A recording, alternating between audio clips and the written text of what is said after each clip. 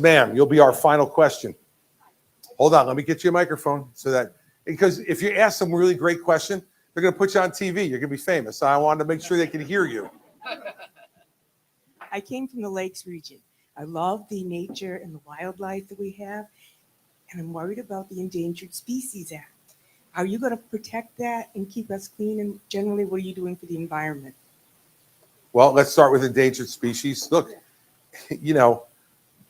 that's the law of this country, and it needs to be enforced by the President of the United States and by the other executives who are in charge of it. And I think that it's part of who we are as a country. Teddy Roosevelt, a Republican, was the first one who cared about conservation enough to set up our national park system, to set up protections for the habitat that we have been so lucky to inherit in this country. On the environment as a whole, look, in our state, when I was governor, one of the things that I made sure that we did was to take an all of the above approach on energy. And not just talk about it, but actually do it. So imagine, in New Jersey, when I was governor, we were the second largest solar energy producing state in the country, behind Arizona. New Jersey, right? In New Jersey, the most densely populated state in America, you know how we got 53% of our electricity? Nuclear. Nuclear energy doesn't send carbon into the environment. It is one of the cleanest energies that we can have. And it works. If you turn the switch, the light's going to go on. If you put your air conditioning on, it's going to work. We need to do that. We need to use oil and gas as well. And we need to develop the alternative energies like solar, like wind, and the rest. But we got to do all of it to protect our environment. And we can't unilaterally disarm our economy either. So let me give you an example. In the last 10 years, the United States has lowered our carbon output in this country by 1 billion tons a year. In that same 10-year period, you know what the Chinese have done? Increased their carbon output by 5 billion tons a year. We're not going to fix the climate issue by ourselves. Both of the biggest economies in the world have to contribute to it, not just one. And so one of my early agenda items with the Chinese would be to say to them, you want to have a great relationship with us? You got to care about the planet as much as we do. You've got to work on this problem as well. And I don't want to hear anymore that they're still in their industrial revolution, please. They're the second largest economy in the world. They're not in an industrial revolution anymore. They just want to try to beat us. And I believe in climate change, and I believe that human activity contributes to it. I think that's undeniable. It's not the only thing that contributes to it, but it does. And it would be illogical to think that it didn't, right? So we're part of this planet. We're doing things every day that contribute to what happens, both good and bad, in the environment. And what we need to do is to make sure that we don't disarm our economy. But let's face it, I saw it this month in Georgia.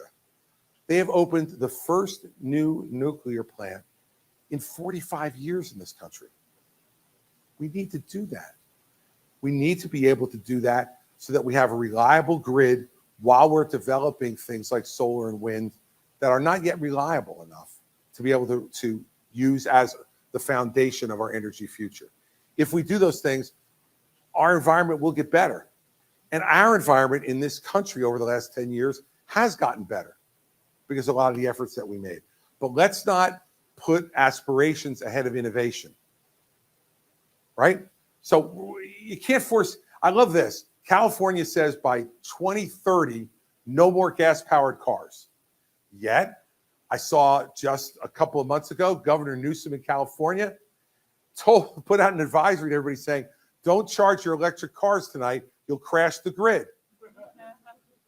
Well, how am I supposed to get to work, Governor Newsom, if you made me buy an electric car and I can't charge it because the grid is not stable enough because we don't have enough stable sources to power it, right?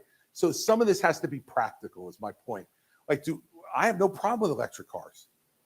I see these Teslas and the other ones running all over the place, and they seem pretty cool. I'm fine with that. But we can't have everybody have an electric car until we have an infrastructure that will support you charging it so you can use it. And I remember one woman saying to me, why are you against electric cars? She said, it makes our environment clean. And I said, well, let me ask you a question. Where do you think the electricity comes from? But she said, well, it's electricity. I go, It's not like Ben Franklin with the kite and the key, right? In most places, it's natural gas or oil. Some places still even coal that's generating electricity. If we want to turn every stove into an electric stove and every house into electric heat and every car into an electric vehicle, we better have a clean way to create that electricity, or else we're just screwing ourselves anyway. So that's what I mean about let's not put aspiration ahead of innovation. We're going to get there. We always have.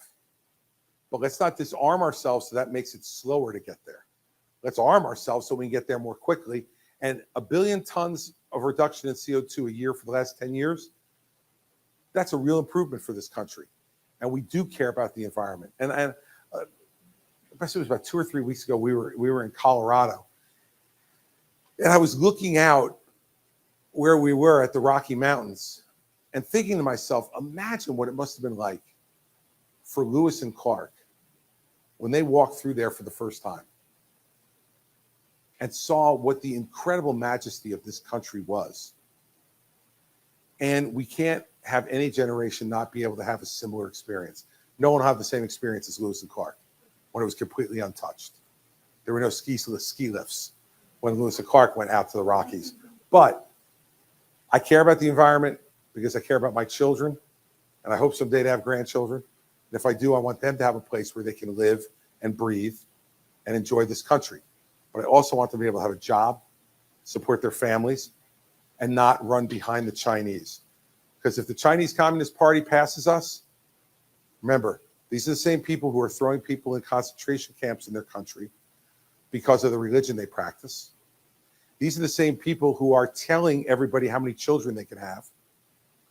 That's not the kind of country I want to live in. And I don't think it's the one you want to live in either. So I don't know how the hell I got on the Uyghurs from an environment question, but there you go.